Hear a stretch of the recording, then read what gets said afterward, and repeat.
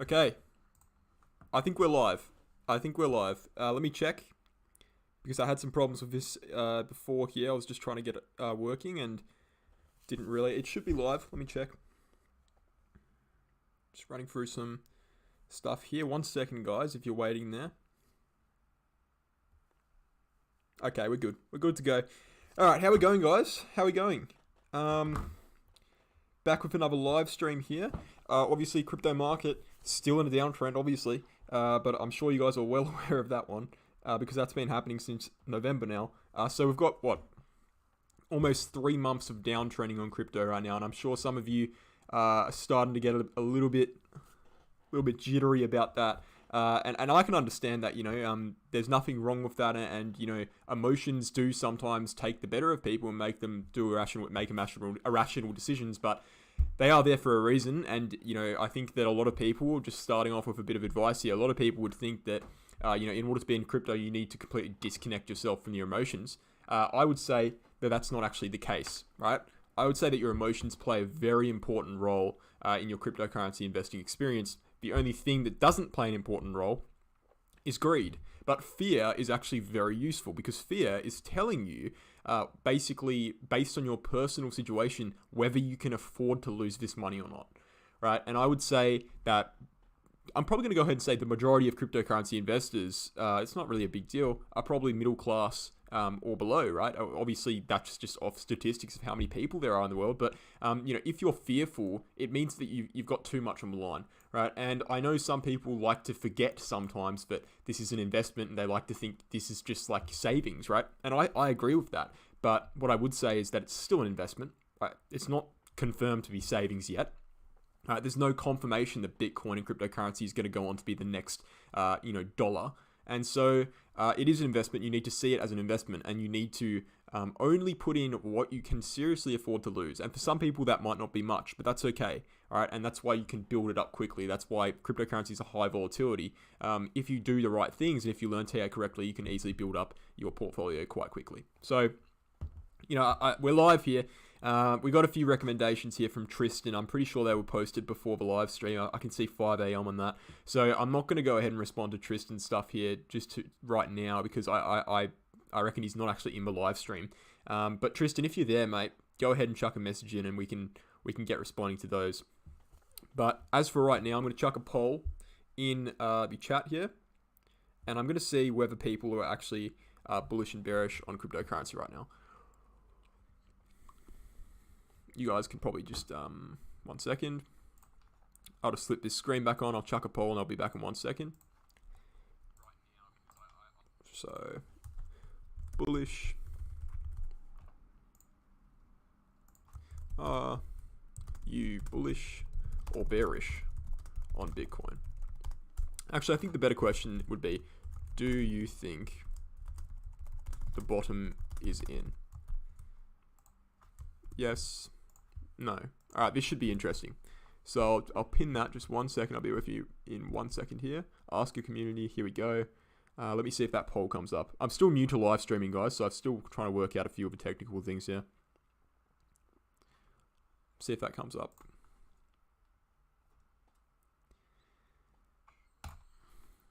It should be there. Here we go. All right, I'll pin that. There we go. All right, I'll chuck back the screen on here. All right, we can get into it now. Okay, so, sorry, mate. Why can't you see it? I see your screen. Well, I was just chucking a poll in the group chat there or in the live chat, and I have some problems with my monitors right now, so I don't have 2 monitors. And so, as I would have said in previous live streams, if you watched them, I've only got 1 monitor. So, I can't leak all my information. I have to switch screens when I want to do something on a different screen, but I don't do that very often. So, let's jump into it then. I think first and foremost, unless you guys have some altcoin recommendations to get started with while we're waiting for people to come in, I think we should probably jump straight into a Bitcoin analysis. It's about 9 minutes into a daily close on Bitcoin. Okay. And let me just find this chart here, and we can see it's 9 minutes to a daily close in Bitcoin. And first and foremost, the first thing I wanted to say about Bitcoin really is the fact, well, just for people who haven't watched me before, I know that probably we've got most people here who have watched me, but this is kind of a base analysis, and this is what I do every video. On the weekly chart, what am I expecting to happen for Bitcoin over the kind of medium to long time frame? That's very clear, right? This is what I'm expecting to happen for Bitcoin. I'm expecting Bitcoin to trend downwards towards the 200-week SMA, okay? That is this green line here, okay? And basically, whenever you, in cryptocurrency, in Bitcoin, so I'm a little bit frambly this morning, whenever you reach and whenever you drop below the 50-week SMA, right, which is this red line here, you ultimately end up at the 200 SMA, which is the green line, within about 6 months, okay? That happened in 2013, and we ended up at the 200 SMA after the drop below the red line, the 50-week in 2014. We ended up at around 6 months later, okay? 2017, same thing. We dropped below this in around May, and we ended up at the 200-week in around December. So that's about 7 months there, okay? And now currently, we've dropped below the 50-week here in December, and we're going to be ending up at the 200, in my personal opinion. According to my previous chart here, I'll bring it up in a second. Here we go. As soon as, let's jump over to the daily chart, and this might actually surprise a lot of people if you haven't listened to my recent content, as soon as March. And you might be thinking, well, March is very soon, right? March is only, just a month away, and, mid-March, I'm looking at that region. So when we reach that, that 200-week SMA, which I think is basically, pretty likely at this point. I mean, I've been calling for this. I've got a person in there saying, first time watching a stream, I've been calling for this since 60K. And so we've dropped all the way down to 33K, almost halved in value since my first call. Dropped below the 50-week, dropped below Ikomoku Cloud on the weekly, Gaussian channel on the weekly. Basically, a lot of things have been lost. I've been calling for it since 60K, and now we're all the way down to 33K. I would say that it's very likely that we reach this 200-week SMA. And my first kind of scenario, now here's the thing, I'd say it's likely, but I don't know the time frame. So my first scenario, my kind of favored scenario here as of right now, due to the fact that trend is your friend, is Bitcoin just keeps trending downwards in this channel, right? And if it does that, it will reach the 200-week in March. Now, there obviously is the possibility, and the strong possibility at that, to be analyzed in which we break out of this channel to the upside, and that would be this orange scenario. Now, this breakout could happen here. Okay, could actually happen on this move right now. Although I would kind of argue that it wouldn't do that because I don't think the chart looks good right now on the daily. We'll get into that in a second. But this orange scenario would suggest that, hey, we break out, we come back up to say 48K. It's just speculation there because that's my invalidation point. And then around mid-March, we're going to have a Federal Reserve meeting about interest rates. The Federal Reserve has kind of claimed that they're going to be raising interest rates in March. And if they do that, that would cause a market correction. Most likely, it's not guaranteed, but it's most likely to cause a market correction. Because as you guys, maybe you don't know, I'll explain it to you. Interest rates, okay, so basically, if you have low interest rates, it encourages market growth, but inflation is basically allowed to run rampant, okay? If you have high interest rates, it encourages kind of bringing down inflation or stabilizing inflation, but the market growth is minimalized, or even sometimes we go into actual full recessions. And so, financial recessions. And so, look, if the Fed raises interest rates in March like they said they're going to do, there is definitely a chance we could enter a massive market correction in traditional markets. As you would know, traditional markets and Bitcoin and cryptocurrency markets are very much linked. And so if we do enter that correction on the traditional markets, which we will look at later in this live stream, we could be seeing a large correction on Bitcoin. And that would be this scenario here in which we enter a recession here, and then not a recession, but we enter a correction at least, and then we see Bitcoin tank because the financial markets are kind of tanking. And so it is worth noting that the only reason, if you haven't looked at the S&P 500, so that's just going over my base prediction there. If you haven't looked at the S&P 500, or the SPX as it's called on TradingView, okay, you will notice that this thing has been uptrending literally non-stop since the COVID correction, and before that, I mean, this thing just doesn't stop, doesn't it? I mean, that's going back all the way to 2008 in the housing crisis in America, right? So look, this thing's been uptrending for basically 14 years, minus like the 2-month correction we had with the COVID drop, and so this is obviously unsustainable, and this obviously doesn't reflect the actual economy itself. I mean, stocks have never really claimed to reflect the economy at a very base level. You could say they do, but not at all. I mean, the American economy is basically overrun here. It's tanking. It's inflation's going crazy. The debt ceiling's being raised every 2 seconds. It doesn't look good. And so when you look at the S&P 500, the SPX, you basically see the difference or the differentiation between the economy and the stock market. This is a very unsustainable upwards trend. Now, what I would say about this, and we'll just flip back over to Bitcoin in a second to go over when I think Bitcoin's going to bottom. I said March in one scenario, but I didn't go over my second scenario fully.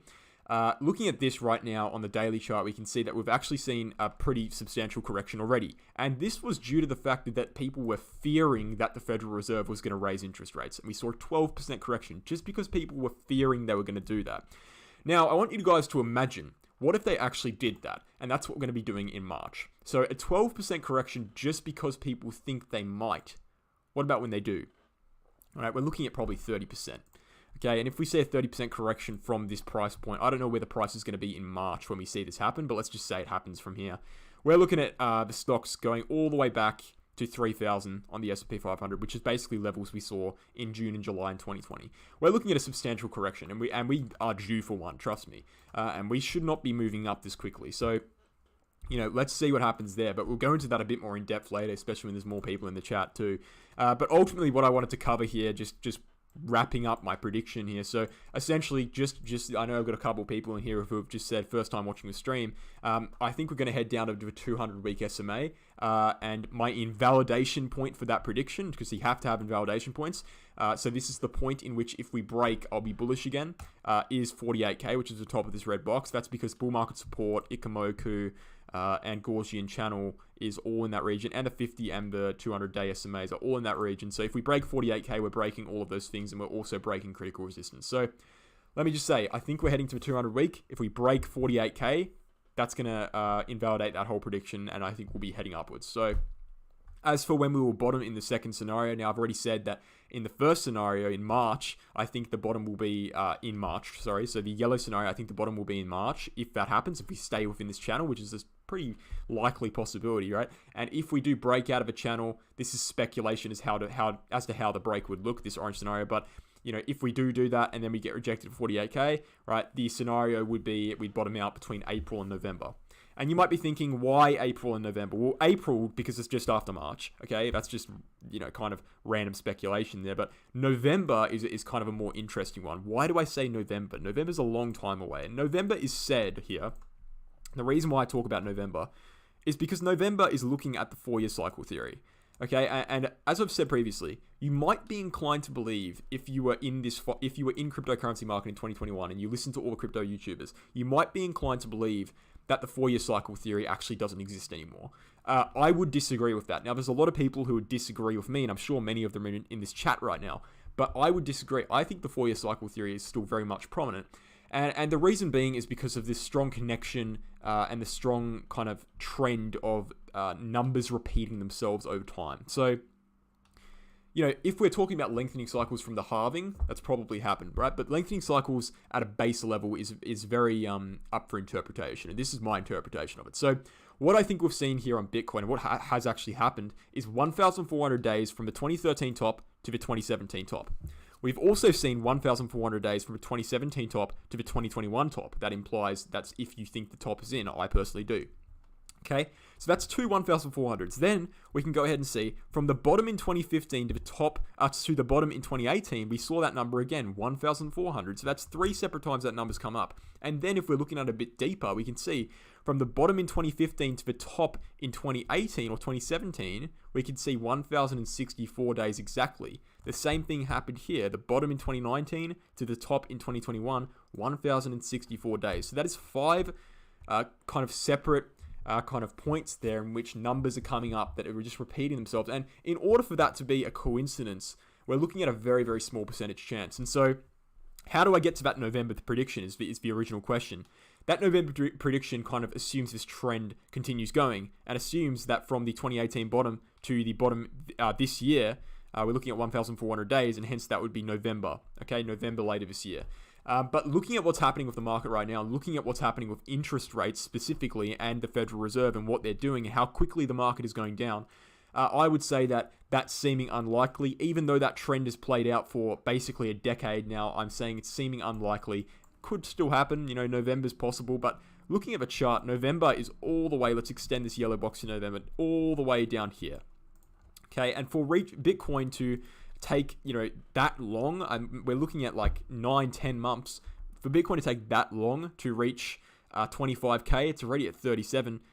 it seems a little bit ridiculous, but we have to stick by what's happening, and the 4-year cycle is telling us that, and so we're going to keep it there until it gets invalidated, right? But ultimately what I'm saying is the earliest we could reach that region is March. Now, you guys will probably know this. A lot of you who watch my videos will probably know this, but I was just clarifying that for some people who hadn't. So we'll look into Bitcoin on a daily chart soon, but let's head over to the chat here and see what people are saying. So much knowledge in this channel. Too bad only 12 people. Look, I'm not too worried about the amount of people in the live stream. I appreciate your support though, mate. But at the end of the day, I think the people will always be flocking to the content that makes them feel good, right? And this content, me telling you it's going to go down further, doesn't really make you feel good. I mean, it does if you're prepared, if you're out of the market and you're ready to buy back in. But if you've got, a bag full of altcoins, like most people would still have, you have to remember that most people, most is kind of questionable, but until probably, let's say December or January, early January, most people still would have had a fat bag of altcoins. They're pretty much their life savings in altcoins, or at least a decent amount. And so, those people are always going to flock to the bullish argument. Let's see how the poll's going, by the way. People are always going to flock to the bullish argument. And so looking at that, and looking at how most people are flocking to things that make them feel good, I'm not going to get many viewers, and that's just a given, but I'm not worried about that at all. I think this will grow over time, and people want honest analysis at the end of the day. And so if you come into crypto for the first time, obviously, as I've said, you're going to flock to the things that make you feel good. But as you kind of get experience, you realize that, hey, that's not really, the best way to profit. You need to actually listen to people who are honest. They're going to end up filtering through to my channel, I think. So first time watching a stream, appreciate that, mate. Hi, Wolves. Do you think we're testing $20-ish for Chainlink in the short term, then a drop below 10? We can look at Chainlink. We can look at Link. Wait for a few more people to filter through, and then we'll get into the Bitcoin analysis. For those of you who've just come here, I've just looked at Bitcoin, what I think is going to happen to it, how it's going to end up to the 200-week SMA. Okay, if you're unfamiliar with my analysis and that, or you haven't seen my channel before, go ahead and check that out. But for most people who are consistent viewers, you guys would already know that I think Bitcoin's going to be 200. So you asked me about Chainlink. So let's just see here on Chainlink. Hi, Wolves, do you think we're testing $20-ish for Chainlink in the short term and then a drop below 10? Well, we can look at that. Wherever, you're saying you think we're testing 20, so we're going up to 20. 20 is above here, okay? So this is what I'd say to you straight off the bat. $20 is above this uptrending line on Chainlink. And so, no, I don't think that's going to happen. This is my original prediction on Chainlink that I made back here. That played out perfectly. But I don't think that's going to happen. I haven't looked at this chart for quite a substantial period of time. I don't think we're going to go to $20 because we have this uptrending line that formed in March 2020, all the way up. We tested it multiple times. You can see how much we tested this. In fact, I was talking about Chainlink a lot during the bull market. You would have seen I've made probably 5 or 6 Chainlink videos in my time in crypto, and so this line is pretty prominent. And so right now, what I think is happening on Chainlink is we've actually dropped below this line, which is bearish, obviously. We've dropped below it, and now we're coming back up, and we're just rejecting off of it. And I think that Chainlink will probably just do a normal rejection off of that line and possibly go below $13. Now, since we've already held $13 once, okay, when you hold a support, you come back up, reject from an upper support. When you come back down, the chances of holding that lower support are getting low. Okay, and this is going to tie into what I think about Bitcoin. I think Bitcoin's on kind of an imminent rejection here, and so that would make sense for altcoins to drop a little bit more from lower support zones. But I think that, no, I don't think it's going to go to 20. I think that we're probably on the road back to 13 within the next couple of weeks on Chainlink. That's a clear rejection there, unless we break through, unless some volume comes in. Let's check out the volume. Volume's looking okay, but unless something really strong happens, I don't see how we break above that line. I mean, you can just see, all you need to do to gather the strength of a support line is look how long this support line has held in the past. And then think, hey, do you think we're going to break through it on one retest? Doesn't look likely. Could happen. With everything above us, though, bull market support bands above the line, all of these SMAs above the line, Ikomoku above the line, 50 and 200, they're both above the line, Gaussian above the line. What's looking at Bollinger Bands have already extended, so we're not looking for an imminent move either. It looks like Chainlink's going to come in for a rejection here, unfortunately, and we're probably going to go to $13 again within the next couple of weeks. So to answer your question, no, I don't think we're going to 20. I don't think we're going to go to 20-ish, but 10-ish, yeah, that could happen. 13's the next major support that I'm looking at. That's the next target for Chainlink. Every time there's a little bit of green on the Bitcoin chart, every other YouTuber starts screaming bullish. We move up despite multiple bearish signs. Wolves keep it real. Oh, okay, so yeah. Look, again, that just goes into what I was saying. And this is what I mean. I try to keep it honest. I try to keep it as transparent as possible. I had someone, just an interesting little story. I had someone on one of my kind of community posts on YouTube last night tell me that, I respect you, Wolves. I respect what you're doing, but I don't trust anyone. I don't trust any technical analysis because, all I see basically on YouTube is just people lying to each other. And, I agree with that. And I think that in crypto, I would really encourage you guys in crypto, if you're going to follow a channel seriously and you really like them, right? If you're going to actually be a fan of a channel, go back, okay?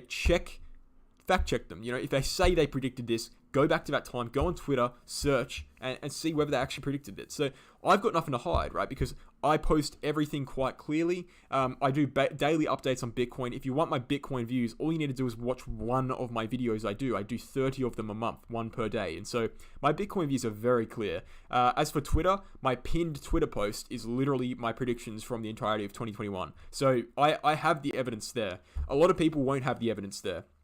And you have to ask, why don't they have it there? Is it because maybe they don't have, they can't be bothered putting it there, or is it because they're wrong and they're just claiming to be right? And there are so many people out there on crypto Twitter, influencers. I don't want to start beef with any of them, but there's so many people who literally just lie about what they said.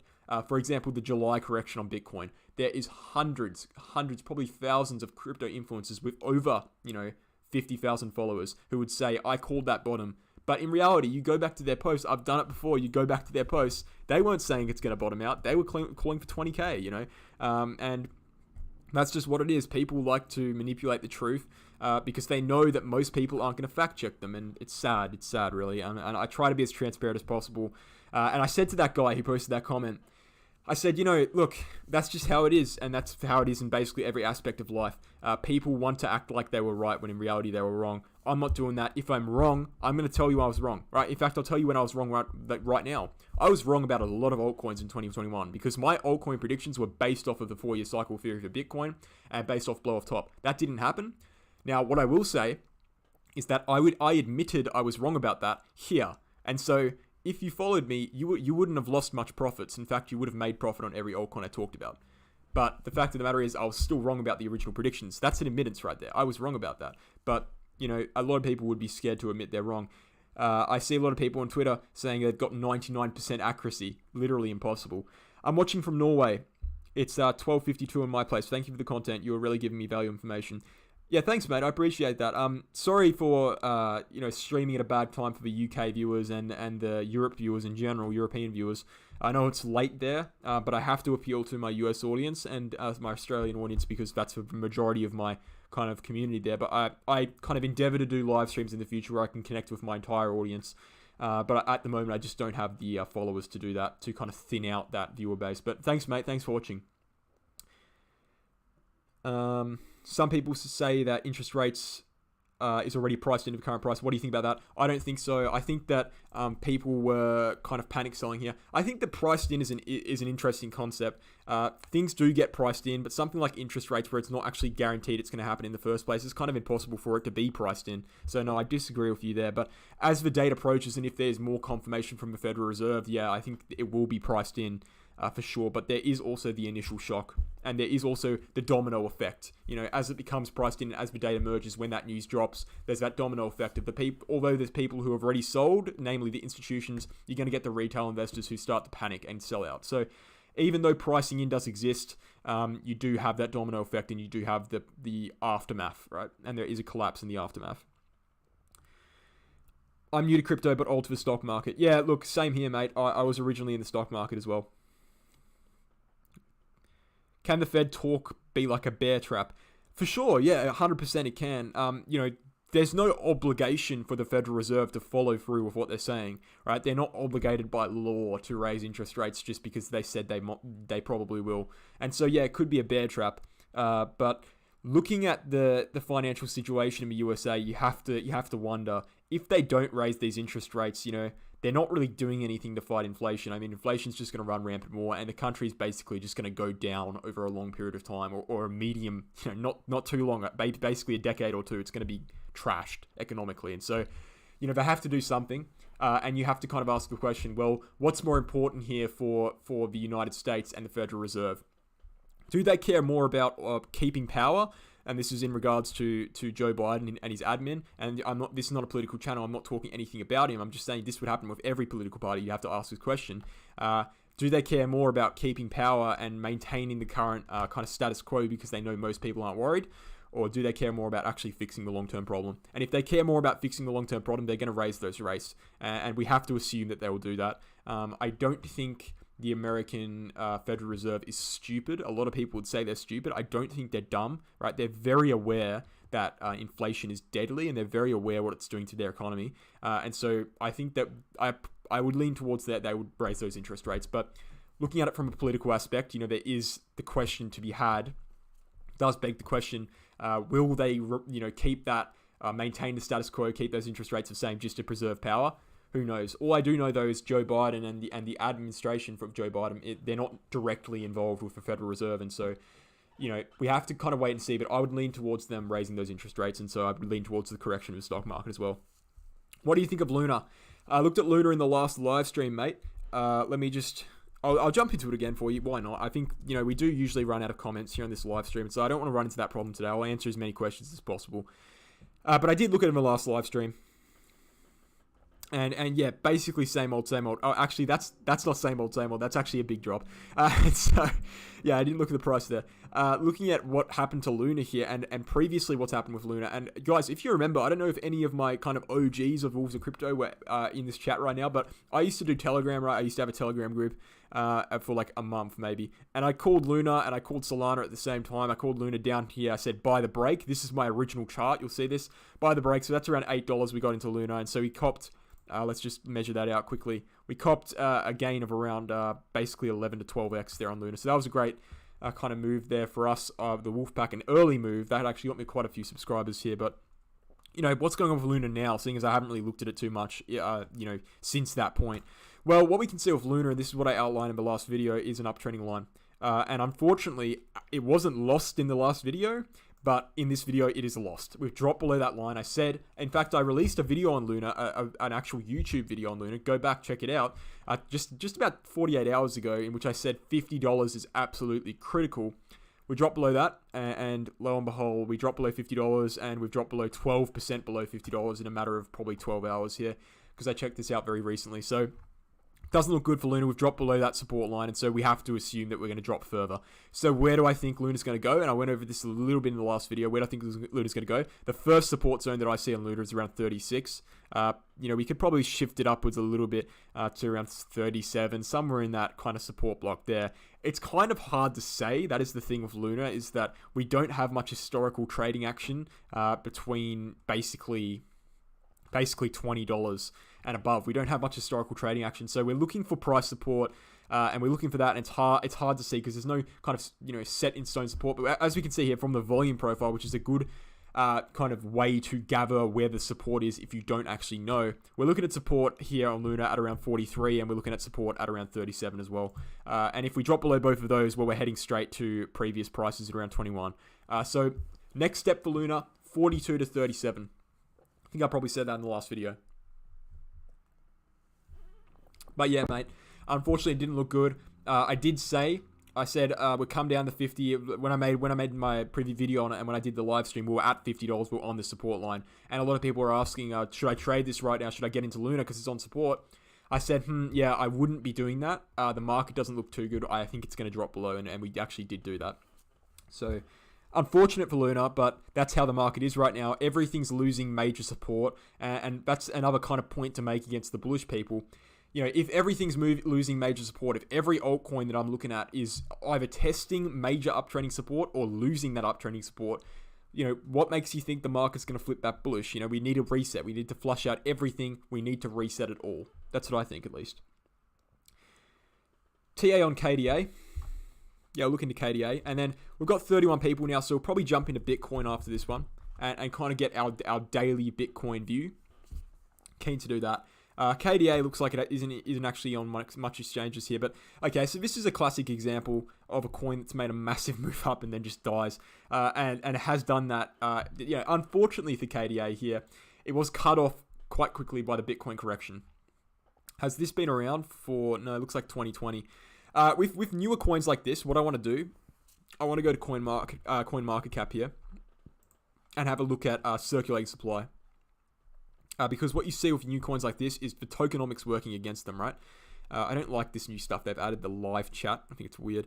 But market cap, okay, so we haven't got any problems with circulating supply on KDA, which is good to see. What I would say, though, is that the total circulating supply is about 16% of what the maximum total supply will be, and that means that the amount of coins coming into circulation will rapidly increase in the future, meaning that the valuation of KDA is going to be dragged down, not by price action, but by the tokenomics. Okay, so the market cap will stay the same, but the price will go down because essentially it's just think of it like the US dollar, right? If there's $1 trillion in existence, when you print another trillion, the valuation of the previous trillion is going to go down because there's more, right? More supply. And so that's what's going to happen with KDA. And so I wouldn't be looking at this for the long-term investment at all, until that kind of gets closer to max supply there, because we see a lot of problems with things like Zoo. If I've got any WAN chain fans in my chat, Zoo, the project Zoo, has massive issues with tokenomics that people just refuse to look at. But looking at TA alone, immediately we can draw a descending wedge formation. Immediately. And so, look, probably something like that, right? And so, look, it doesn't look too bad on the TA perspective. And, my friend Mega Whale will probably call this one out. I think he probably might have already, and that might be why you're bringing it to me, maybe not. But, looking at a descending wedge, what does a descending wedge typically do? Well, it typically breaks to the upside. I mean, that's basically a given. But what we're seeing right now in KDA is not much evidence supporting that. We're seeing massively descending volume, even in the shorter term time frame. Look at the volume in the last, 3 or 4 days. Abysmal volume. What has the volume been if we go on CoinMarketCap here?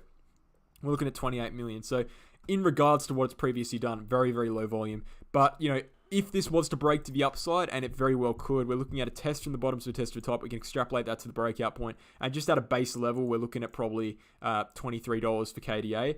Okay, that's probably very optimistic given the market environment. I'd probably cut that down all the way to, let's say, this region here around 15 if we were going to break to the upside. And so if you wanted to make a trade, you could do it. I don't know anything about the fundamentals of this coin, but if you wanted to make a trade, you could do it, because all you need to do, all right, we're looking at support down here at around $2. All you need to do, you want to be trading from the bottom of the wedge to wait for a test at the bottom, is set a stop loss basically 5% below the wedge. And then you're looking at taking profit at around 15, or if you're really conservative, you could even take profit if we get to the bottom of the wedge at around $6, right? So we come down to the bottom of the wedge, that's at around $4, and then we swing back up to $6 and reject downwards. I don't think the break's going to be massive if we do see it. We could see a break. Who knows? I don't know anything about the fundamentals, but technically speaking, the structure is very bullish, but in terms of a longer term kind of fundamental analysis of the coin, doesn't really look good at all. And if you were going to trade this, you'd be trading with a tight stop loss. Dude, you saved me so much money with your calls. That's great, man. That's what I'm here to do. Obviously, I don't want the responsibility for that, though. Like, at the end of the day, I was just one giving you the ideas. You're the one who saved yourself money. You sold out of the investments. And so pat yourself on the back as well. But I'm glad that I influenced you to make that decision, because that makes me feel good. And that's basically what it's all about. The reason I'm doing Wolves of Crypto, I don't want to sit here and tell you, I'm doing it because I want to give back to the community. Because I know 90% of the people would just think that's bullshit, right? But genuinely, I do enjoy helping people, 100%. I'm also doing this for, basically me, just something to do. I'm a full-time trader, and so, I spend a lot of my time on my computer, and so it's good to have something to just spread those ideas with, because I'm doing all the analysis anyway. I'm doing all of this anyway. Even if I didn't have Wolves Crypto, I would do all of this every day anyway. So it's good to share it with people, and build something while you're doing it, and try it, help as many people as possible. Do you think Ethereum will flip Bitcoin? If it does, what effect would that have on alts? Well, no, I don't think Ethereum's going to flip Bitcoin at all. I don't even need to bring up a chart for this. I don't think that's going to happen, especially not within the next 4 years, and especially not into the next bull market. If we're looking at Ethereum Dominance, we can go ahead and check it out. What is Ethereum? I think it's FD. Yeah, Ethereum Dominance. We can see that, this thing... Let me just go to the weekly chart. I'll give you a bit of a better example here, and then I'll answer your question.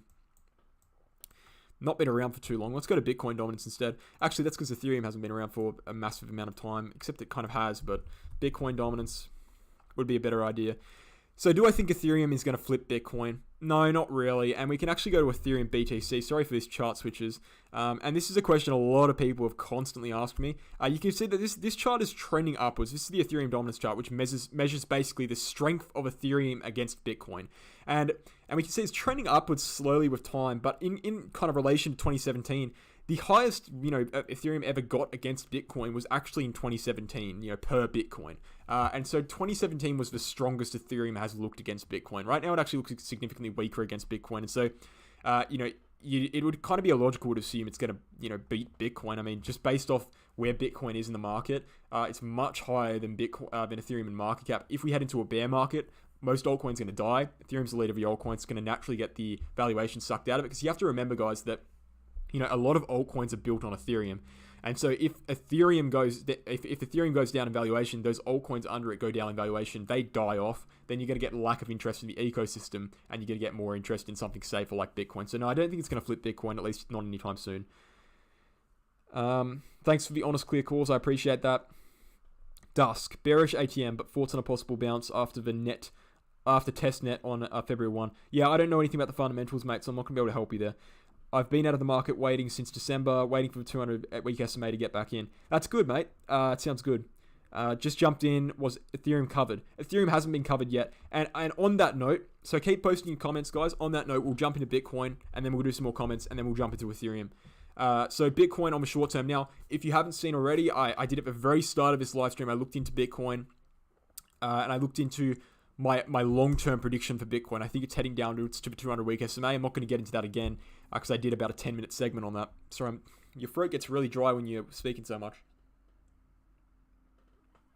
But yeah, go ahead and check that out if you haven't seen my opinions on that. Whereas if you watch my videos on a daily basis or watch any of my videos, you would have known already that I think it's going to head downwards to the 200-week. So what about Bitcoin in the short term? A lot of people would ask. Well, in the short term, I think we're looking at a very similar scenario. Now, it's very worth noting, and before I even get into the daily, let's look at the hourly here on Bitcoin. Ethereum on the on the hourly chart has had this ascending channel formation. Okay, this has been very clear. This has been forming since January 22nd, so about a week, a bit more than a week actually. And we've been bouncing upwards from the wedge, and we had the bottom here at 33k. We've been bouncing upwards, and we've actually just dropped below the channel formation. Now, it's not a confirmed drop. We've seen kind of a few closes below it, but it's nothing too serious at the moment. In fact, if we adjusted it, we'd probably, we might be able to actually kind of get through here and say it's not lost yet, but I would say that's probably losing the channel.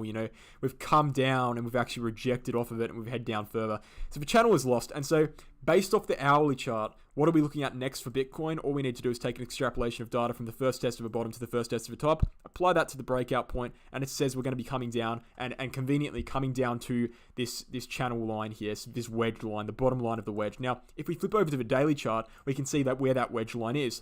And so Bitcoin is basically telling us hey, it's going to be heading downwards towards around 35k. And 35k is support. You would have seen on Twitter some people posting about the 35k support. And so Bitcoin is telling us on the hourly chart, we're going to head down towards the bottom of the wedge. The wedge is this longer term yellow dotted formation. Let's remove that channel because that is no longer relevant. We've lost that channel now. That is gone. And so the next step for Bitcoin, as called out in previous Bitcoin videos, is 35k and then 30k after that, in my opinion. I have been saying for a long time, literally a few days, which is a long time given the upwards move here, that this move is weak. I've said it all the way back here on 28th, 29th, right? I've said we've seen descending volume on this move. It looks terrible. Look at the volume going down. We're in a short-term upwards trend right now. The volume has been abysmal and descending rapidly. And so, this is what I mean by honest analysis. Everyone on Twitter doesn't look at things like this. They choose not to care, and they just look at, it's going up, this looks great. But, the actual fundamental underlying TA told us that move was very unsustainable. We're not even seeing bullish divergence. We haven't even seen one inkling of bullish divergence yet in this entire drop down since November. We've seen I think a little bit of bullish divergence, but ultimately got invalidated and rejected. So, to say that the bottom is in, what are you using to support that claim? I'm really not seeing it. If you're bullish on Bitcoin, please, in the chat, tell me why you think the bottom is in. I'm not seeing a reason. There's no bullish divergence. Volume is abysmal. We've seen a MACD cross. It's led to nothing. We're below the 50-day, below the Ichimoku, below the bull market support band, below the Gaussian, below the 50-week SMA, below the Ichimoku cloud on the weekly, Gaussian on the weekly. We're below every single major support zone. It's all gone. It's all lost. And so historically, when that happens, generally we trend downwards to the 200-week SMA. I'm not seeing the evidence that I need to be seeing in order for this to be a confirmed bottom. Now, to clarify, if we break above 48k, I will see some of that evidence, but that is a long way away, and we can talk about that in the future. If we break above 48k, I'll buy back in and I'll be happy, right? Because I'll make more money and I'll gain more followers if the market is bullish. But what I'm seeing right now, just being honest with you guys and completely honest with my opinions, I don't think it looks good right now. I think that Bitcoin is going to trend downwards to 30k in the next few weeks, okay? And so be it. If we get a pump here, if we get a pump and we bounce upwards, still, it doesn't look bullish unless we break 48k, because we're still looking at the Federal Reserve raising those interest rates in mid-March. And so until that point, I'm going to be skeptical on the market. I don't think it looks good. But low volume is characteristic of an unsustainable trend. And so when you look at this entire downwards trend since November here, what you can see on the volume is steadily increasing. Look at the volume getting larger and larger over time. There is long-term macro increasing volume in this downwards trend, which means this trend is actually not weakening yet, right? This downwards trend is not getting weaker. In fact, it's getting stronger, and more people are selling into fiat at the moment and getting out of the market. And so I think that's going to continue for a little bit. And, will we see a bounce? Yeah, I'm happy to see a bounce. I think that will probably happen at some point, an actual substantial one. In fact, it could even happen now against the TA. But I don't think it's going to take us to regions in which we need to be concerned about Bitcoin recovering. Looking at the weekly chart, because the weekly candle did just close. So basically, to summarize, volume looks terrible, and I'm not seeing anything that would indicate any recovery at the moment. All right, and I'm not being negative. That's just what I'm telling you, and that's just what I'm seeing. A lot of people wouldn't be impressed with that, and we've actually got a lot of people kind of leaving the chat just because I'm being bearish there, I'd assume. And I don't know what to tell you. Do you want me to lie to you? I don't know. Anyway, guys, but looking at Gaussian channel, looking at Ichimoku cloud, what we're seeing here is a drop below the kind of center line of the Gaussian. Let's delete this 4-year cycle stuff. Drop below the center line of the Gaussian, and historically, this is kind of another thing that would make you be negative in the charts right now. Historically, every time we drop below the center line of the Gaussian, we end up at the 200 week. Okay, literally every time. 1, 2, 3 times previously. If it was 2 times, you could say it's coincidence. 3 times, that's not a coincidence anymore. That's a trend. And so if you're a believer in investing and the fundamentals of investing and trading, the trend is your friend until it ends, and we've seen that happen. And so we have to assume that it's going to play out until invalidated, and the invalidation comes at 48k. So we dropped below the Gaussian here in 2014, end up at 200. Same thing here in 2018, ended up at 200, and same thing right now. And I think we're going to be ending up at the 200 week SMA. So what can you say? It just doesn't look too good at the moment. As for the Ichimoku cloud, we've also dropped below the Ichimoku cloud, okay, and we've closed, we've closed 2 weekly candles. I guess you could say this one actually closed within it, so I guess I'll take that back. We closed a weekly candle below the cloud, and we've come back up, and we're just testing within it right now, so this should be an interesting weekly candle close.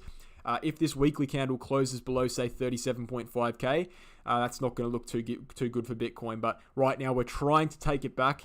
This is not unheard of. We have seen Bitcoin try to do this and fail. For example, here in 2019, we come back up into the cloud and reject off of it. It's happened before, and it probably will happen again. But that's interesting. That's a little bit of strength there. But as seen here again, 2014, we drop below the cloud, come back in, and reject off of it again. So, we could just quite easily reject off of that right now. But as for what I'm seeing, that's bullish on Bitcoin. The most bullish thing I'm seeing, and this might appeal to some of you guys who are leaving the chat because of my bearishness here. The most bullish thing I'm seeing on Bitcoin is this uptrending line, right, from the 2017 20k region all the way through to February, May to July, and then to January right now, which is right now, right, the 33k test. So that is an uptrending line that's been going through from 2017 all the way through to now, and we're currently holding that for support. What I would say about it, even though we're bouncing off of it right now, even though it looks good, what I would say about it is that, we've lost so many trend lines on the way down from 60k to 30k. Who's to say we can't lose another one? But it is something worth considering. All right, so that's what I think about Bitcoin. Let's jump into the chat again. So just jump in. Was ETH covered? Not yet. Ethereum is going to be covered soon. Algo was solved in the... I don't even know what that means, unfortunately. Keep your eye on Algo. I assume you want me to look at Algo. So let's look at Algo, and we'll jump into some more comments after this. Algorand did a couple videos on this one in the past as well. I actually did... Here we go. This is probably part of my video. What's next for Algo? I assume I did that video over here in July 2021. And you know what? It actually went up from there. So good job. So look, we probably got into that one at around 80 cents, and it went all the way up to around $3. So that's just another piece of evidence there. Just accidentally me showing you that I did in fact call the bottom in July. You can go fact check that, but I don't think it was that hard to call. I really don't think it was that much of an accomplishment. It was pretty obvious. But looking at Algo here. Algo is an interesting one. Algo has not yet lost that major support. I said previously in this live stream, a lot of altcoins are kind of bouncing around it, and they're all losing major support. And how can we be bullish if altcoins are losing major support? Algo's not done that yet. Algo is kind of still hanging on by a thread here. It's got the major support probably between 63 cents, 78 cents, and we've currently just come down and we've tested the top of that support region, and we've had a little bounce. So Algo is in a bounce. It's in a bounce currently. And what can we be expecting from that bounce? Well, looking at other indicators and looking at where resistance is, first and foremost, I'd bring up the volume profile. And I'd see that Algo already just straight off the bat has resistance, at around $1. And that's going to be psychological resistance, at $1.05 it's saying, but I'd say it's around $1. So basically what you see with psychological resistance, for those of you who don't know, it's round numbers. So something like $1, something like $100, $100,000, you see a lot of people taking profits at those big numbers because it just, I don't know how to explain it. It just feels good. You guys would probably know, when you're in the car and you're listening, you get people who only listen to the volume on even numbers, right? It's some psychological thing. It happens in trading as well, happens in investing. People like taking profit at round numbers that kind of are satisfying. And so you do see that, and that's why we have psychological resistance in the market. And $1 is psychological resistance. So just straight off the bat, we're just basically at $1 right now. And so I wouldn't be getting into Algo right now because it's probably going to reject from that, given the fact that I think Bitcoin's going to go down. And so above $1, we're probably looking at resistance. Next major one's probably $1.27. But looking at where the kind of indicators here on Algo, we're looking at bull market support bands way above here. Ichimoku clouds probably way above as well. Everything is very, very high up. Let's look at if we have any divergence. We don't have any bullish divergence. We're seeing a MACD cross right now. And so look, I'll take that back. I think there is a potential here for Algo to kind of scrape back above $1. And in fact, it could probably do something like this, where it goes above $1, retests, and then rejects off bull market support that's coming down here, and then heads back downwards to support zone and drops below. We could see something like that, but I wouldn't be confident enough in that prediction to get back in the Algo right now. I wouldn't be confident enough. Looking at the weekly chart, we'll take a look at it just briefly here. And we can see we haven't actually entered that major support. What we usually see and what we saw in May to July is when we enter that major support, we always close above it on the weekly, and we always wick into it and then bounce up. So that means there's a lot of buying in that region. And so we haven't even wicked into it yet, which indicates strength, which indicates that people aren't even waiting to get to that support to buy. They're buying above the support. And so, yeah, we could see a bounce on Algo. It's very possible. But looking at what it's done, it's always kind of followed Bitcoin.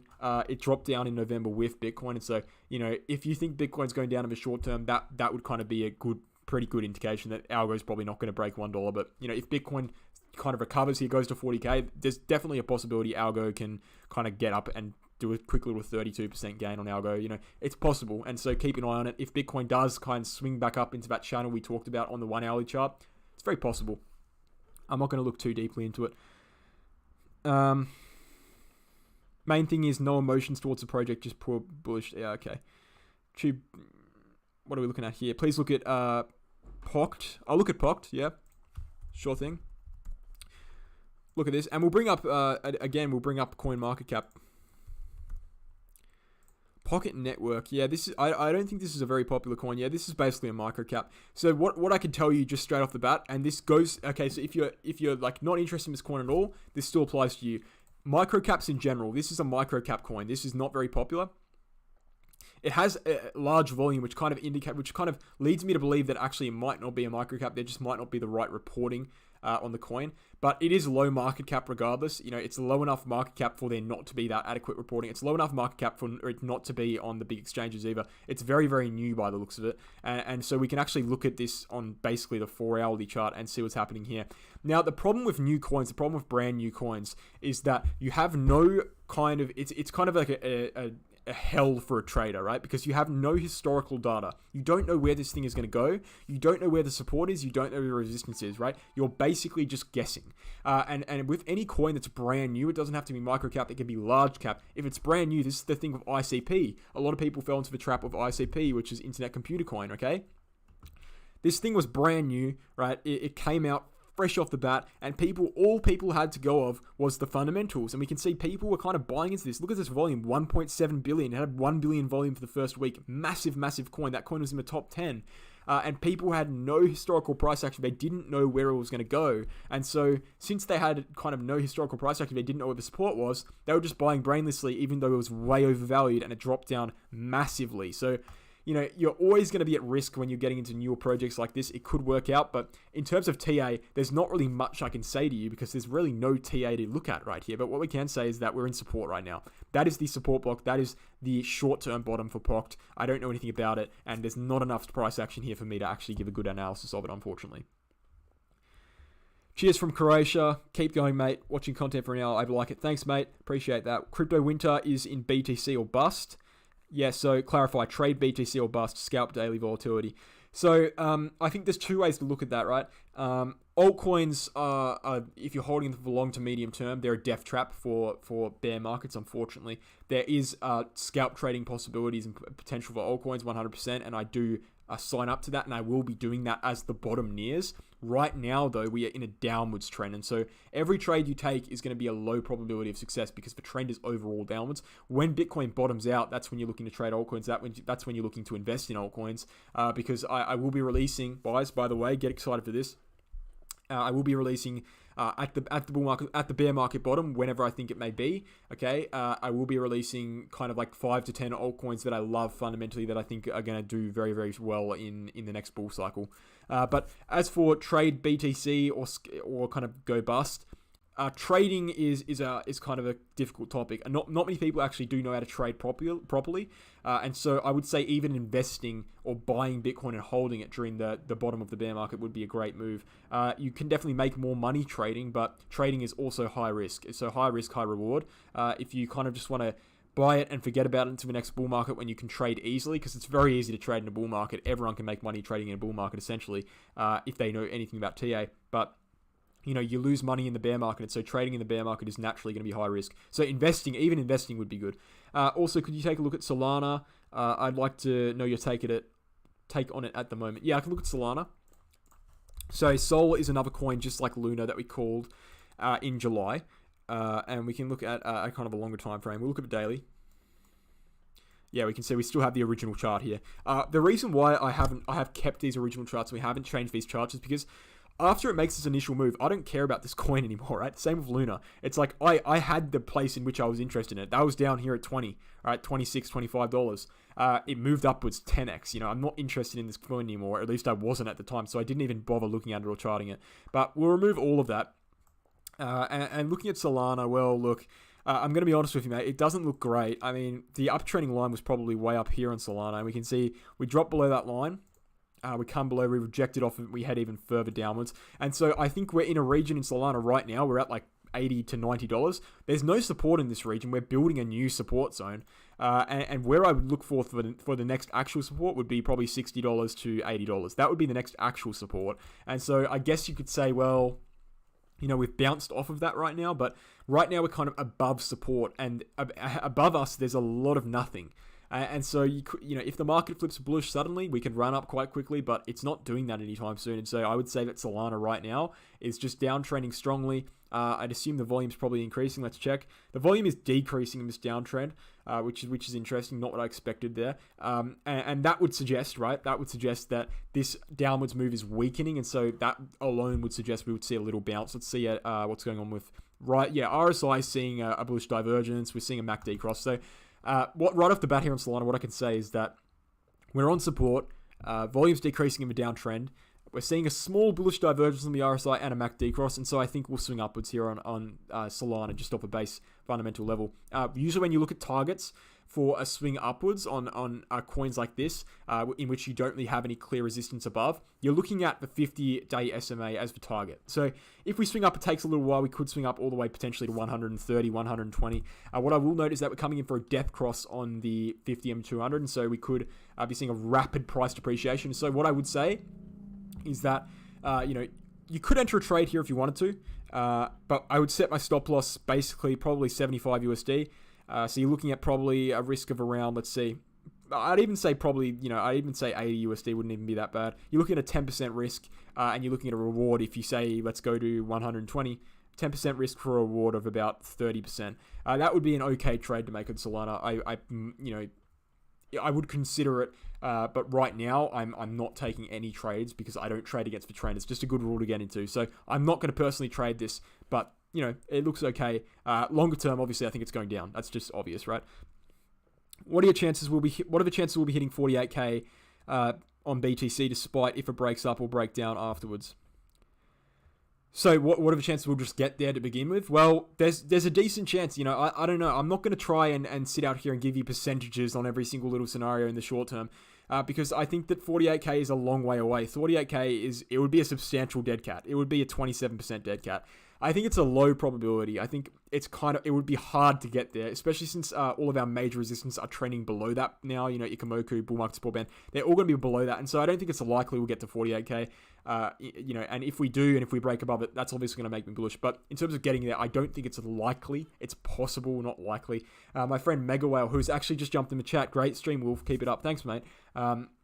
He would probably be the person who's more inclined to believe we might be doing that. He's got that bullish February scenario. I don't think it's a set in stone prediction. I don't want to speak in behalf of him, of course, but I think that he's he's considering it, and I'm considering it as well. It could happen, but I think it's unlikely personally. What about AVAX? So Avalanche. Yeah, we'll check out Avalanche. AVAX. Avalanche is a big mover. I can't see my keyboard, sorry.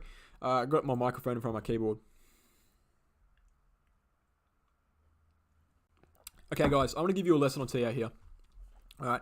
I want to give you a lesson. When you look at a chart, I want you to get a fresh chart, delete all of your drawings, delete everything. All you need to do when you look at a chart on the daily chart for the first time, this is base level. This is very, very preliminary stuff, right? All you need to do is look for an uptrending line. This is bull market. All you need to do is look for an uptrending line. That is the uptrending line on AVAX. If you wanted to be conservative, you could say it's probably something like this. Okay? That is the uptrending line on AVAX. Now, AVAX was forming this uptrending line since September, okay? And we can see the last time this held was January. We've dropped below this line now, and now we are in a region in which basically we're in no man's land. We don't really know where the next support is. We have to look at the VDPR to see where support is. We are kind of sitting on vague support. It's nothing really too serious. And so if there is a catalyst for a major drop, AVAX could drop very fast, right? And very quick. That's the same thing. Very fast. And so, looking at AVAX right now, it doesn't look good. We've just lost that support. Let's look at MACD and RSI to see what we can see. Nothing really we've seen a bullish MACD cross already. RSI doesn't look too great. Let's see, Blinger bands, not really telling us anything. Gaussian channel, I assume we're below everything, right? Yeah, we are. The volume is probably heading downwards in this upward trend. And so, in contrast to what was happening on Solana, where it's dropped down, it looks like it's going to bounce, I think AVAX, due to the volume mainly, and due to the fact that there's no real sign of divergence, looks like it might actually drop more. So where do I think this is going to drop if it drops more? Well, I think the obvious target would be probably 44. That would be the obvious target, that block there. That's where I'd be looking for, potentially trading AVAX, because when it comes down a bit more, there might be a bounce off of that, but that's the kind of the obvious target that I'm seeing on AVAX right there. Now, if we were to take a horizontal line and place that at, say, 50 would be a psychological support, and so there is the potential that 50 could be the place in which it might hold. But as for AVAX right now, it doesn't look too great. I'll be back in 1 second. Give me a second, yeah.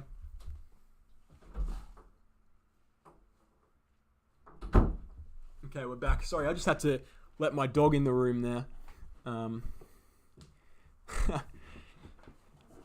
Scratching on the door, aren't you, mate? All right. Anyway, hey, mate. Glad to see a lot of the Megawell team here supporting my good friend Rolf. Yeah, me and Megawell work closely. A lot of people are aware of that already. We're good mates.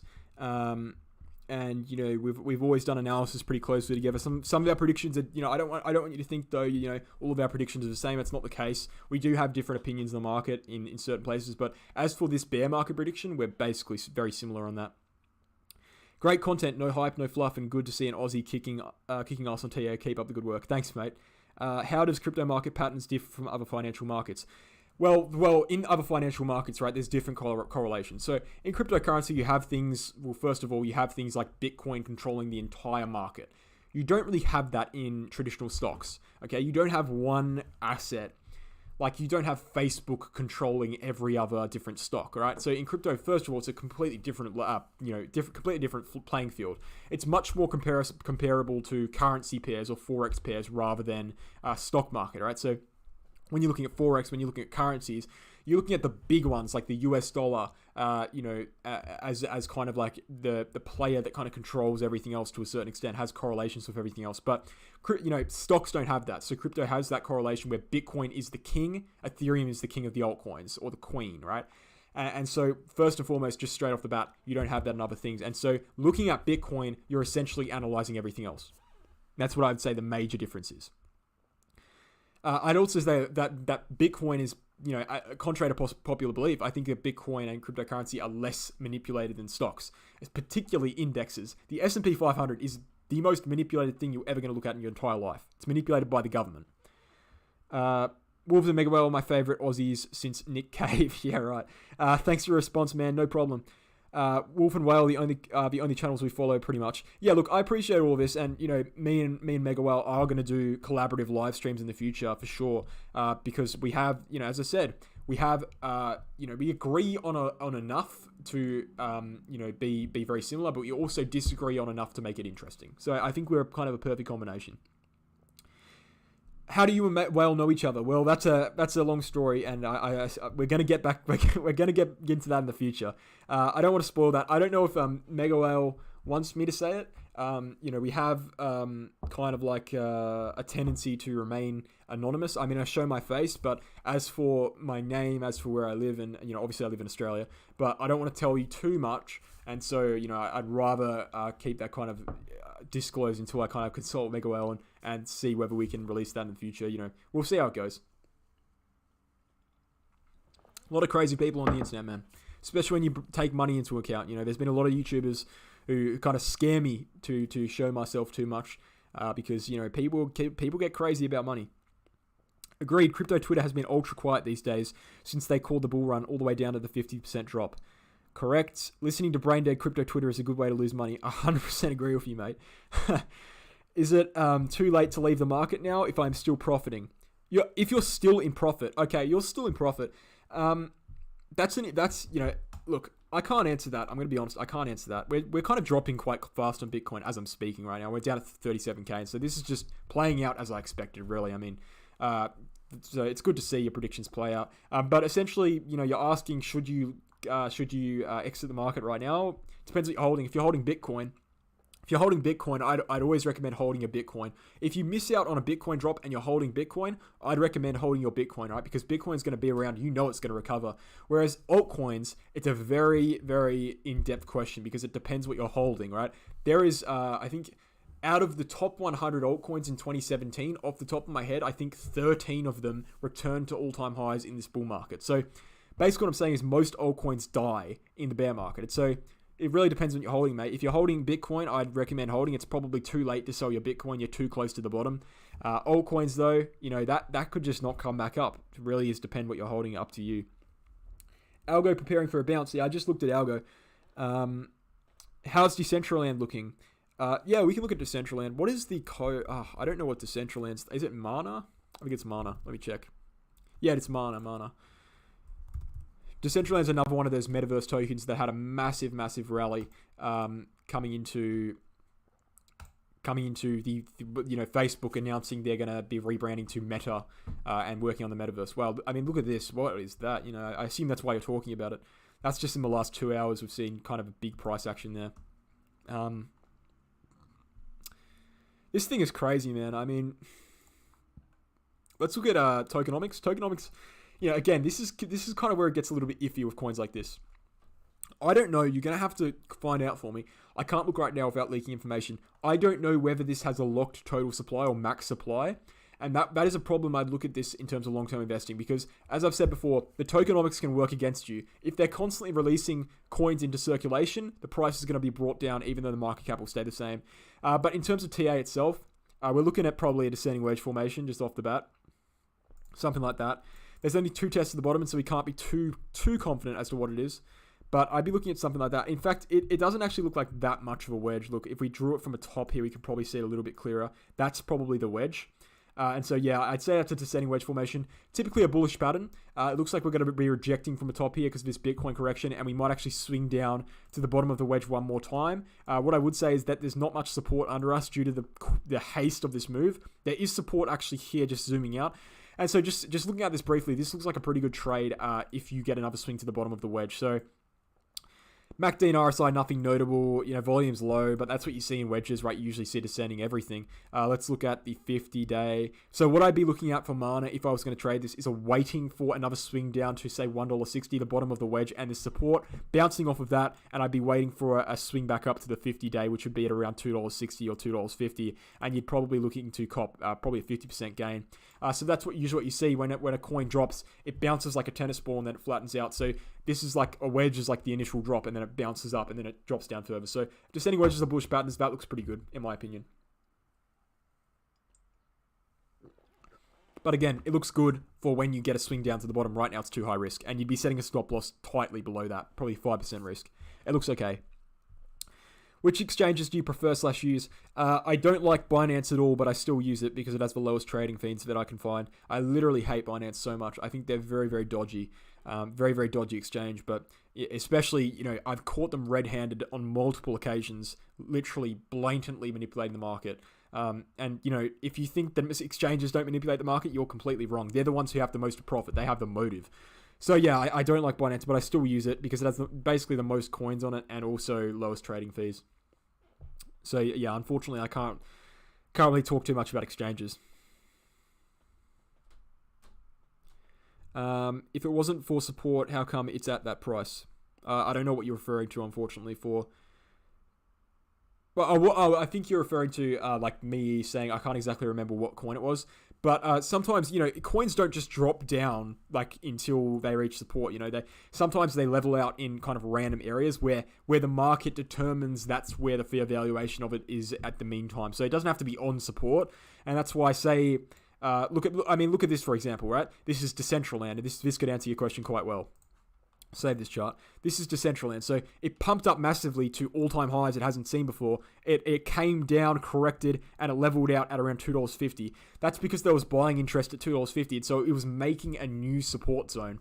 So yeah, it doesn't have to be historical support for it to be support. It was making a new support zone, and that might have been based off of, say, something where a moving average might have been that I can't look at right now. I can't see where the moving average is. Let's look.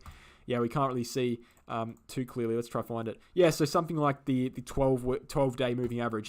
There is always a reason for something finding support, but the fact of the matter is there's hundreds of different moving averages, so it's very hard to find where exactly that might be unless you spend an hour scouring through them. But yeah, as for what you said, there are always reasons for something, finding support in a region. It doesn't have to be blatantly obvious from historical data though. But what I was referring to is there's no historical support, and so that means it's probably a weak support at best. Thank you for all you do. Very educational, informative. Should altcoin holders, i.e., links or Chainlink, look to short Bitcoin? So look to short Bitcoin. I assume you're saying. Appreciate the significant gains that have been missed. No, I don't think short. Look, I don't play around with leverage. I think leverage is basically invented to steal money from the middle class. But essentially, if you were interested in leverage, because there's so many flush outs, right? They're just constantly manipulating that and faking everyone out. If you were interested in leverage, I think it might be too late to short Bitcoin. I would have been shorting Bitcoin in the 60K, 50K region. So no, I wouldn't be leveraging. But, I guess it depends on your risk. If you're using low leverage and you're confident it's going to go down, it really is up to you. But I prefer spot. Cryptocurrency is a place in which if you play your cards right, you can make, 10x in, 3 months.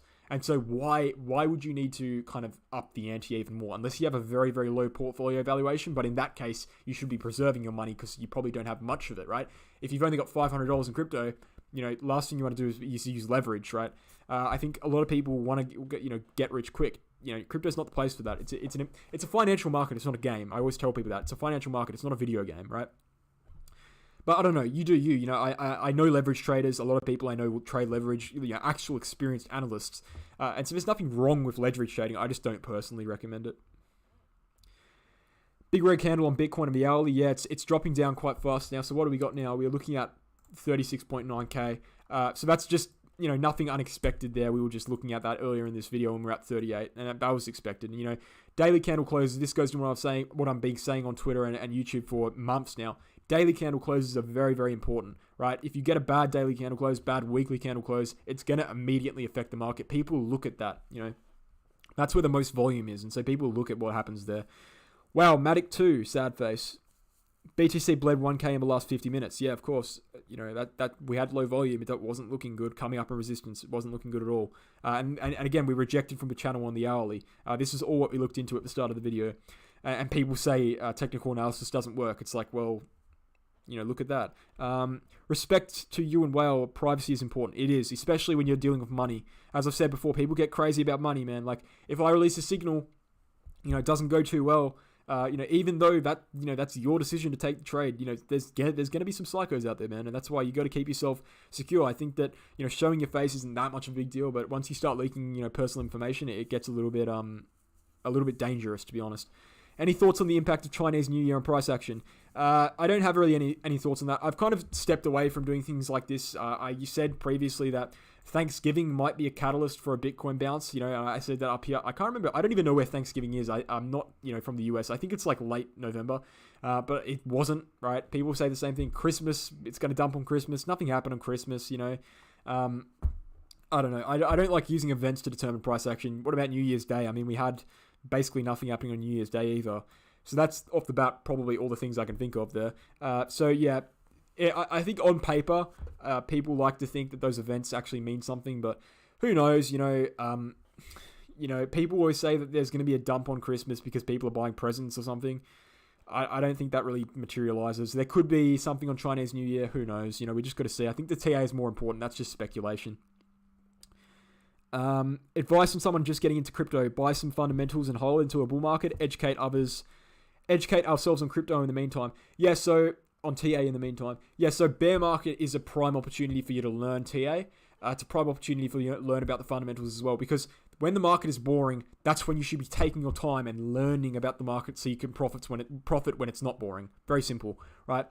So yeah, do everything you can to learn as much as you can about the market when the market is boring. I 100% think that is the best thing you can do right now, right? And obviously when we reach the bottom, when we reach what you think is the bottom, right? And hopefully by the time we reach the bottom, you would have gained enough knowledge on TA to determine for yourself whether you think it's a bottom. Then you can buy in and hold, right? I wouldn't be trading if you don't know anything about TA. It's just not going to work for you. Taped in a hidden bunker. Gotta love that. Yeah, look. I do have a brick wall behind me, but I actually do like the aesthetic. So, question: could you take a look at Dodo? Let's see coin market cap first and foremost. Dodo, yeah, right. 524. So it's relatively low cap. 54 million. I consider this a low cap, probably medium cap coin. It looks like it's being drained slowly here. Hasn't really had any kind of buying pressure since the May drop. Is it on coin market cap? Sorry, is it on? It is. TradingView. Yeah. Yeah, okay. This is another one that kind of has lost major support here. So Dodo, what I would have been looking at, and this is probably one of those ones that, look at this move, dude. Wow, that moved up from, 16 cents all the way to, $29. That's about a 20x there. Wait, that's about a 200x, sorry. Not a 20x, about a 200x. If I'm doing maths correctly. But that's a big move, and I assume that's probably the reason why people care about this coin, because of something it did once, like 6 months ago or 8 months ago. What is it? When was that? About a year ago. People like this coin because of something it did a year ago. It's not really a valuable reason to like a coin, or a valid reason to like a coin, but, I'll look at it for you. I'm not saying you're like that, by the way. I'm not trying to insult you. I'm just saying that it would be a lot of people out there who just look at that and be like, it did it once, it can do it again. But looking at support, we're on support right now. But I need to zoom in a lot because this thing has basically been doing nothing. it's just been flatlining, right? So we're on support right now, and that support zone probably ends at around 40 cents. If we drop below 40 cents, we're crashing. We're going all the way down to 15. That's a fact, right? I can tell you that right now. There seems to be very, very little interest in this coin. People probably are still hanging on by a thread because of that initial move. That's probably why they care about it. And so, no, I don't think it looks good. I can't really offer you too much. It's a medium market cap coin. Bollinger Bands are showing nothing. Gaussian is showing resistance. We're seeing bullish divergence, which is great. We're seeing MACD cross, which is great. And so I think that the best case scenario for Dodo, since it is a mid-cap coin, right, medium cap coin, the lower the market cap, the lower the correlation you have with Bitcoin. And so there is a potential we swing back upwards to, say, the resistance box that we made down here in July to 75 cents. That's probably what I'd favor there. I'd say we retest 75 cents and then we reject off of that, and then we ultimately end up at bear market prices, and this coin might actually die. Who knows? But I think we'll swing up to 75 cents. Just looking at the base level that I'm seeing here, yeah, 75 looks viable. That's a very short-term analysis, though. Mana did a pump and dump. It did, yeah. It hasn't dumped fully. Look, it depends on your perspective, right? If you got into Mana like start of 2021, you're still looking golden, right? And you probably will be looking golden even deep into the bear market. I mean, this coin's moved up massively already. I mean, just looking at what it's done for the last year, but. I mean, if you're looking at like short term, if you're referring to this, yeah, for sure. If you're referring to the long term, yeah, it's pumped, and yeah, it's dumped. Like it pumped all the way up to $5, and it's down here at like $2. So yeah, 50%, 60% drop. But in regards to where it was, it's still very much up. I'd be scared to get into a coin like this. I can tell you guys, I don't like buying things high. This thing still has a long way to go down. You might be inclined to believe that, hey, just because Facebook has, Facebook's got metaverse and all this stuff, and metaverse is the next big thing. I don't know, dude. I think that's just a way of telling yourself a bit of denial there. Just because Facebook's got the name Meta, it doesn't mean every metaverse token is going to go up forever. Not by a long shot, right? This thing's going to drop down in bear market. I can tell you that right now. And that volume's not looking good. I can tell you that right now too. But fundamentally, I do like Decentraland. I've been involved in Decentraland. Done videos on it. I've invested in it. But I did miss that big pump. That pump was unexpected, right? It was just out of nowhere. It was random. There's no way you could have predicted that. And so you basically just got lucky if you're holding Mana. But, I don't think it's going to sustain at these prices at all. And I think the metaverse kind of market sector is very oversaturated. And so, where do I think crypto is going in the future? I think metaverse and gaming is the big thing, right? It's going to be the big thing for next cycle, for sure, until something else comes. But I think that said, it's a very oversaturated market already, and a lot of the coins are going to be filtered out. I'm not saying Decentraland is going to be one of those, but I think that people are getting into this way too much. If you see every single microcap project, every single project on PancakeSwap is a metaverse token, a metaverse gaming token. At some point you got to filter out all of those crap tokens and actually get down to the core 3 or 4 good ones. Because that's all it is, unfortunately. I know that the metaverse is the future, but all the metaverse projects in their current form are trash. I wouldn't say all of them, but I agree that most of them are, especially a lot of these microcaps. Because when you're looking at new coins, particularly the ones, a good way to get an indication as to whether a metaverse coin is legitimate or not, did it happen before or after this? Did it happen before or after this massive Facebook news? If it came into the market after the Facebook news, you're probably going to get an indication, hey, that coin's just there for the money, That's actually a pretty good way to determine whether it's real or not. But yeah, I agree. Most of them are probably, pretty rough. But I don't know. I think Decentraland's pretty cool, to be honest with you. And I think Sandbox is pretty cool, but I wouldn't think about buying them. They're too overvalued right now. But fundamentally, I like them a lot. I trade. Okay, thanks for Solana take, mate. Pretty similar to what I thought of it. Well, that's good. That's good that you had those similar opinions. It's good that you can do that here for yourself, and it's also good to have confirmation from someone else. I'm not out here claiming to be this bloody trading genius who's gonna make you $1 million, but I understand the desire for confirmation, and that's great to see that you're using this platform, this live stream for that. That's good. Question: any thoughts on Atom? Like fundamentally, or looking at Atom with TA, we can just look at the TA right now. Fundamentally, if I speak about Atom fundamentally, I'll probably lose half the audience because people don't like to hear about fundamentals. They just like the money, unfortunately. But if I do videos, I usually talk a little bit about fundamentals, I don't know what this line is. I don't know what I was drawing there. That is, that wasn't a prediction. It was going to -12, so that was probably an accidental line. I don't know what this line is either. I think this might have been based off the weekly chart or something. So Atom double top formation. I think I looked into this previously in the last live stream. very clear double top. Doesn't look good. We've dropped below support now as well. Dropped below 28. I don't think it looks good. I don't really know what you want me to say about it. I think if you want my views on Atom, go to my last live stream, and you can see what I think about it there. But yeah, it's very clearly drop below bull market support band, drop below Gaussian. These are all fresh drops as well, and so I'm not expecting a bounce anytime soon because they're all freshly lost. And so I think it has more downside to do in the short term. And so where do I think the next support will be? I'm probably looking at 19 as the next big support zone. I think we'll come down to 19, and then we might consider seeing a bounce. And that might be, that could be perceived as a double bottom formation. But as for right now, it's freshly dropped below support, and so I think we're going to drop a little bit down further. Would love to see an educational video on Binance, how to use leverage, etc. I find it complicated. Yeah, I'll do that kind of stuff in deep in the bear market when kind of everything goes south and people are trying to learn. But as of right now, there's still a massive interest in technical analysis. But I don't leverage trade myself, and I never encourage people to leverage trade. And so I probably wouldn't do that kind of video. But if you want to leverage trade, that's up to you. I'm not against it. I just don't think it's good for a beginner to use leverage. It's very, very advanced. You can get yourself in big trouble with leverage. It kind of reminds me of a casino almost. It's very fast paced. Especially 100x leverage. Crazy. You should take a look at Theta Network. Looks solid to open a position right now. Cheers. Yeah, I like Theta. Theta is basically, you lend your bandwidth to kind of a streaming platform, and you let streamers run at high quality, right? And so, it's working on that metaverse gaming kind of aspect. I like Theta. I've talked about it for a while. It's, as I've said, it's similar to RLC. It's selling the gold. It's selling the shovels to the gold rush, which is the metaverse and gaming, kind of sector. But as of TA, I don't think it looks good. Look, we're on support right now, which is something to consider. But we've just dropped below a major descending triangle formation. I'd say that's the support block. $1.50 to around $2.50, and so we're bouncing off that right now. And what I have said previously on Theta, and you can go back and watch my kind of live stream analysis on this. I have said there is a decent chance that Theta might be swinging up and testing this red line at around $3.80. Decent chance. With the Bitcoin correction now, it's hard to say.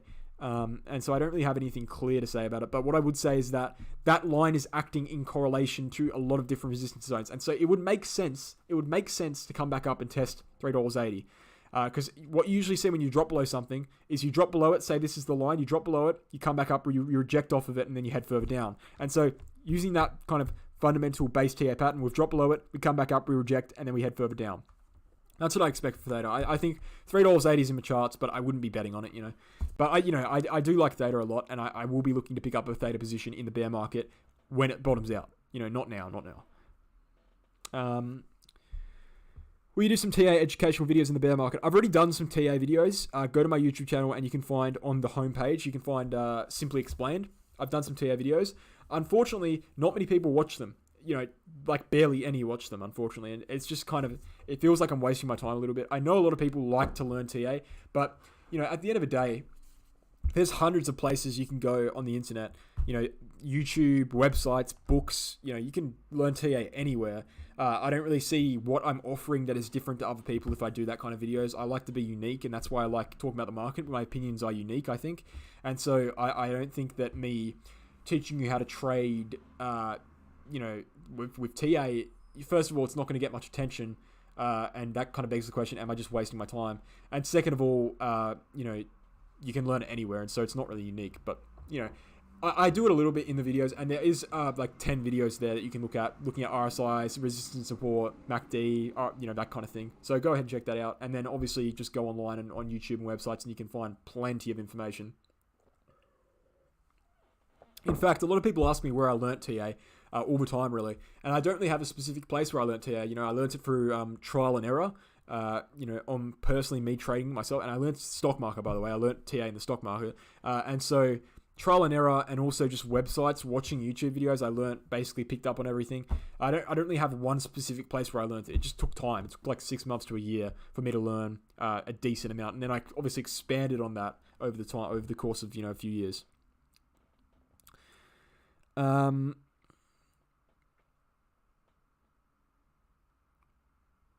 are your thoughts on USDT.D? What is USDT.D? I don't know what that actually is. Okay, so USD. Okay, so what this is like the US dollar. I'm not actually familiar with this chart. What I am familiar with, though, that you mentioned is the DXY. Okay, the DXY is something I'm very familiar with. And the DXY right now, what the DXY is, just basically understanding, and this is very relevant to cryptocurrency, by the way. If you're not familiar with this chart, you need to learn it right now. This is the perfect opportunity for you guys. Okay, so this is a chart that kind of shows you at a very fundamental level the strength of a US dollar in relation to other major global currencies. So strength of a US dollar in relation to, as I said, other major global currencies. And so right now we're sitting at resistance on the US on the DXY. And so looking at the weekly chart, what we can see is when the DXY heads up and basically the US dollar gains strength, Bitcoin heads downwards. We can see it throughout the entirety of the 2018 bear market. So we're looking at, let's see, we're looking at January, which is when the top was in, basically, to kind of May here. And that's when Bitcoin started heading up. We were heading upwards in the DXY. Bitcoin was heading downwards. Okay? And we can look at, let's see again, we can get another coloration here. We can see when we started heading downwards here from May to around May again. So May 2020 to May 2021, Bitcoin headed upwards. We can remember that in May we had the major correction on Bitcoin. When we corrected massively on Bitcoin, the DXY started heading upwards, and we've seen weakness on Bitcoin ever since. Right? We saw a double top on a longer term scale and weakness. And so when the DXY heads up, Bitcoin goes down. When Bitcoin goes, and when the DXY goes down, Bitcoin goes up. Right now it's going upwards, but it is worth noting that right now the DXY is at resistance. It's at a red resistance box. And so there is a potential that the DXY could get rejected here and head downwards and Bitcoin could recover.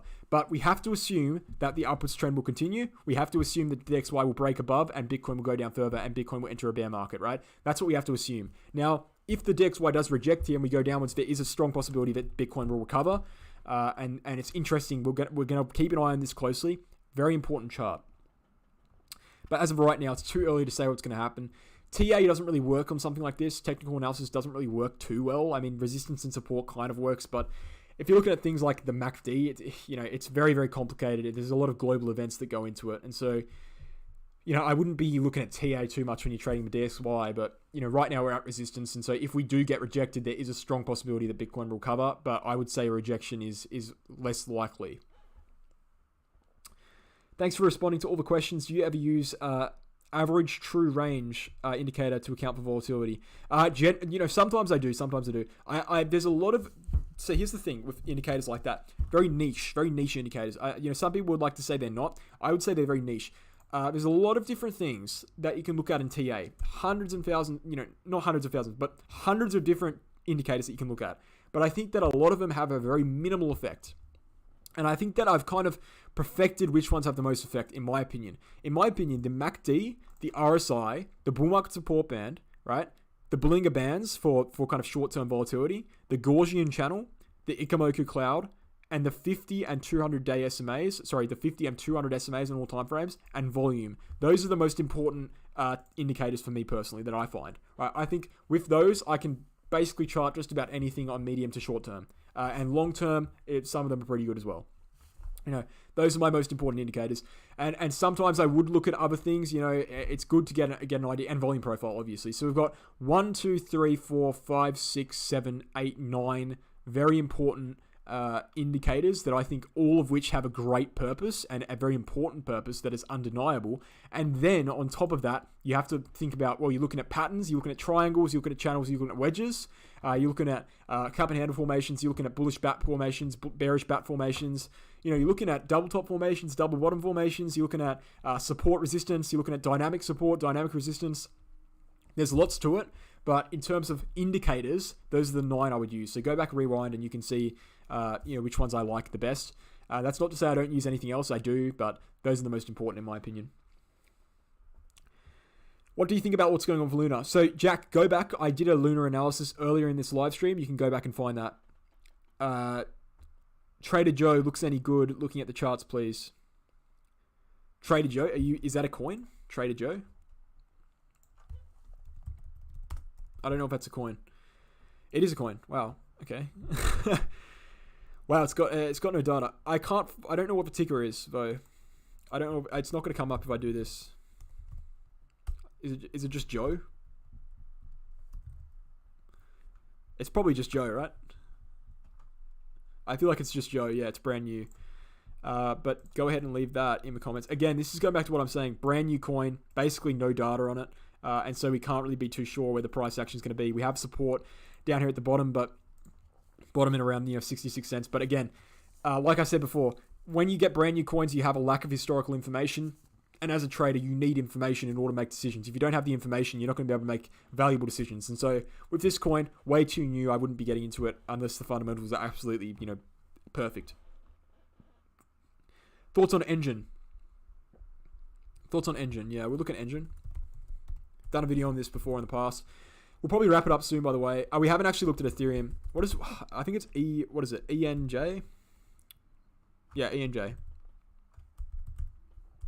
I can't see my keyboard. Hold on. We'll look at Ethereum after this, and then we'll probably wrap it up, guys. And we'll answer a few more questions, of course. But as for altcoin analysis right now, we'll probably wrap it up here. I've been going for a while. So post any questions you have that I can answer without looking at a chart, and I'm happy to look at those. But Engine's going to be the last altcoin we look at here, unfortunately. Sorry if I didn't get to you. I think I got to everyone, actually. I got to everyone except for Harvey. And Harvey, come back in the next live stream, and I'll look at that one, mate. But as of right now, I've been going for a while. Uptrending line. We're looking at uptrending line here for Engine. We're looking at something like that.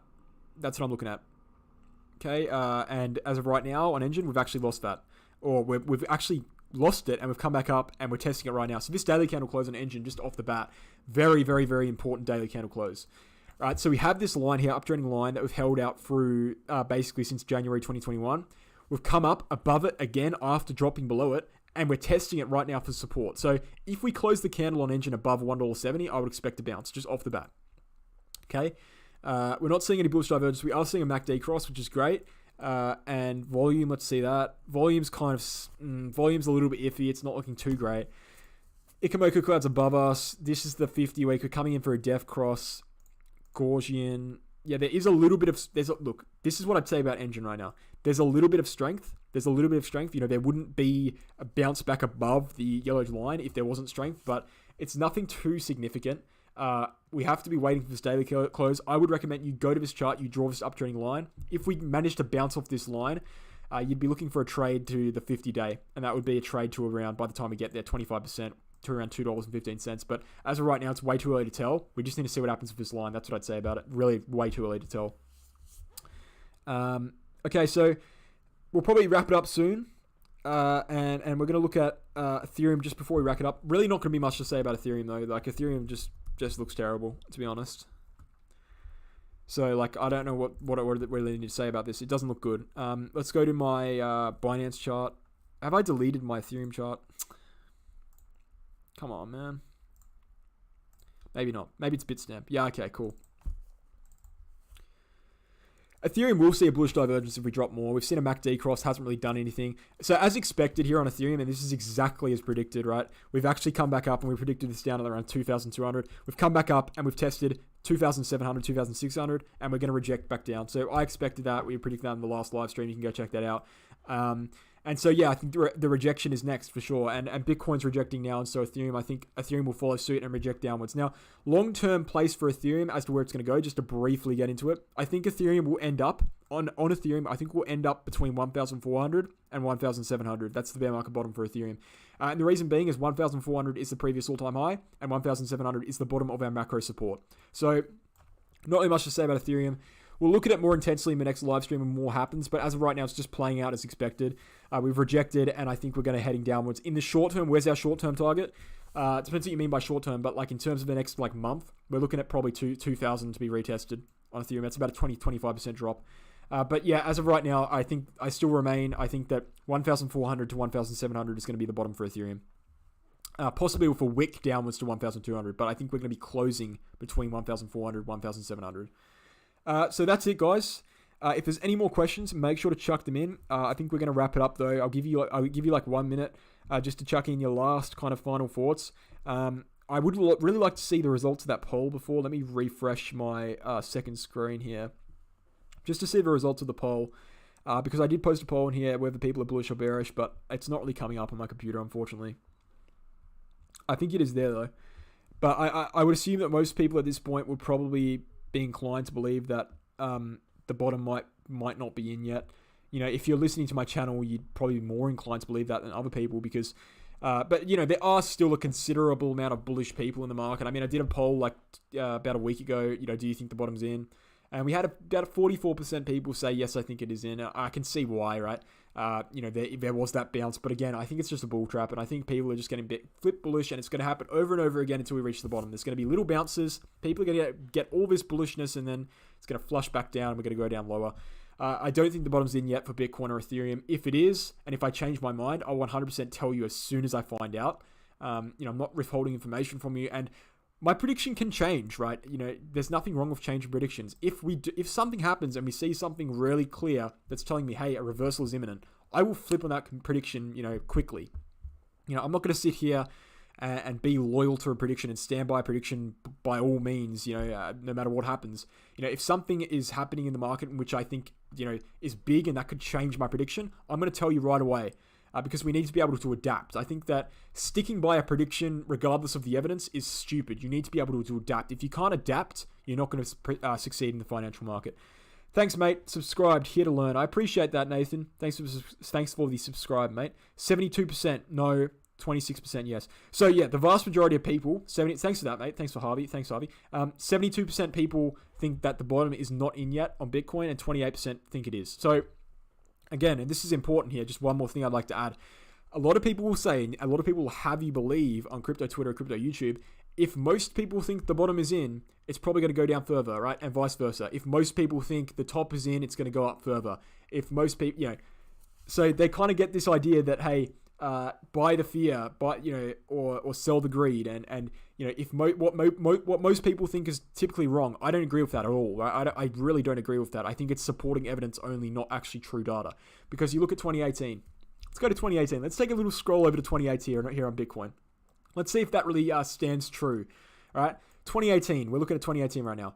We're at 20k. Right, everyone was screaming for high prices. Of course, they were wrong. Right, just because they were wrong in that scenario doesn't mean that whole kind of mindset stands true.